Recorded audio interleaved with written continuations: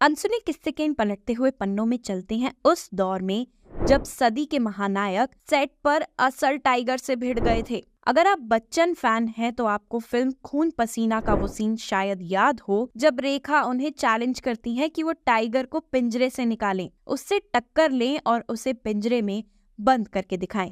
आज की तारीख में ये सीन होता तो स्पेशल इफेक्ट की मदद से हो जाता, लेकिन 47 साल पहले रिलीज हुई इस फिल्म में अमिताभ बच्चन ने सचमुच के टाइगर से लड़ाई की थी। उस सीन का क्लोजअप देखें तो बच्चन को टाइगर की गर्दन पकड़ते हुए देख सकती हैं। फिल्मी सीन के लिए बच्चन वाकई टाइगर से भिड़ गए थे। इस बारे में खुद अमिताभ ने ट्विटर पर लिखा था, उस दिन जब खून पसीना फिल्म के कॉस्ट्यूम डिपार्टमेंट ने मुझे वो जैकेट पहनने के लिए दी थी तो मुझे नहीं पता था कि मुझे एक असली टाइगर से लड़ना पड़ेगा। इस फिल्म के 37 साल पूरे हो गए हैं। इसकी शूटिंग चंदीवाली स्टूडियो मुंबई में हुई थी। असल टाइगर से लड़ना अपने आप में एक काम था। आपको अंदाजा नहीं है कि टाइगर कितना बलशाली होता है। मैं कभी नहीं भूलूंगा। मैं आज के स्टंट डायरेक्टर को जब बताता हूँ तो उन्हें लगता है कि मैं वाकई पागल था। हिंदी फिल्मों की बात करें तो हीरो का एक्शन वाला रूप या कहीं मर्दानगी दिखाने के लिए 70 और 80 के दशक में जानवरों का, खासकर टाइगर का इस्तेमाल किया जाता था और आज के जमाने में भी एक था टाइगर और टाइगर जिंदा है, मौजूद है।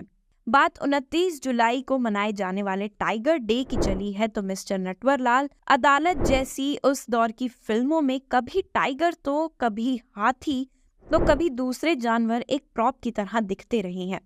अमिताभ ने ही फिल्म मिस्टर नटवरलाल में एक बार फिर टाइगर से लड़ाई की थी, या 1976 की फिल्म अदालत जहां अमिताभ एक भोला भाला गांव वाला होता है जो जंगल में ताकतवर टाइगर से भिड़ जाता है और शहरी शिकारियों की जान बचाता है। लेकिन कहानी में बहादुरी वाला रोमांच और ट्विस्ट लाने के अलावा इन दृश्यों और जानवरों का ज्यादा काम नहीं होता था। बस हीरो लार्जर देन लाइफ जरूर लगता था पर्दे पर। लेकिन समय समय पर ऐसी हिंदी फिल्में भी बनती रही हैं जो टाइगर जैसे जानवरों को केवल फाइट सीन के लिए ही नहीं, कुछ गहरी बातें कहने का जरिया भी बनती रही हैं। जैसे 1993 की फिल्म जुनून, जो एक हॉरर फैंटेसी थी जहां राहुल रॉय शापित है कि हर पूर्णिमा की रात वो एक बाघ में तब्दील हो जाते हैं। यहाँ टाइगर कहानी में एक ट्विस्ट के सिवा कुछ नहीं। या फिर लाइफ ऑफ पाई, जिसमें टाइगर को मेटाफर के तौर पर इस्तेमाल किया गया है। लाइफ ऑफ पाई नाम के उपन्यास में एक भारतीय लड़के की कहानी बताई गई थी जो समुद्री जहाज टूट जाने के बाद लाइफ बोट पर एक टाइगर के साथ पैसिफिक ओशियन के बीच फंसा हुआ है। इस किताब को 2002 में बुकर प्राइज भी मिला था और निर्देशक आंग ली ने इस पर फिल्म भी बनाई थी।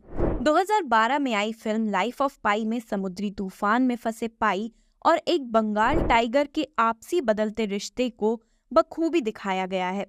पाई जो अपने माता पिता के साथ चिड़ियाघर के पास बड़ा हुआ है और जानवरों को समझता है। समुद्र के बीच एक लाइफ बोट, एक टाइगर और एक इंसान।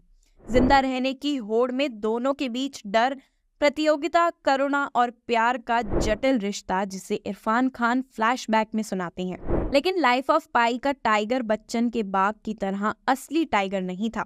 1977 से लेकर 2012 तक इतनी तरक्की तो हुई है कि डिजिटल एनिमेशन की मदद से टाइगर को रिक्रिएट किया गया। एक ऐसे देश में जहां जंगल का मोगली और शेर खान बच्चों के पसंदीदा किरदार रहे हैं, वहां इंसान और जानवरों के आपसी रिश्ते की कहानियों को फिल्मों में हमेशा जगह मिलती आई है। कभी कोरी कल्पनी बनकर तो कभी सच्चाई बनकर। हमारे यहाँ जानवर तो क्या, नाग, नागिन और पंछी तक को फिल्मों में किरदार मिल जाते हैं।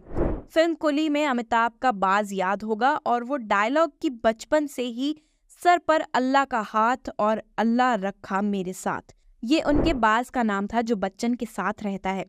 फिल्म के पोस्टर तक में बाज को बच्चन के साथ जगह मिली थी। या मैंने प्यार किया का कबूतर याद कर लीजिए, या फिर हम आपके हैं कौन का टफी, जो सब सलमान खान के दुलारे रहे हैं। वही सलमान जो आजकल कहते फिरते हैं कि टाइगर जिंदा है, और टाइगर की तो हमेशा से ही बात अलग रही है, जिस पर केदारनाथ सिंह ने ये कभी कविता लिखी थी। तो ये थे बच्चन साहब की जिंदगी से जुड़े कुछ किस्से।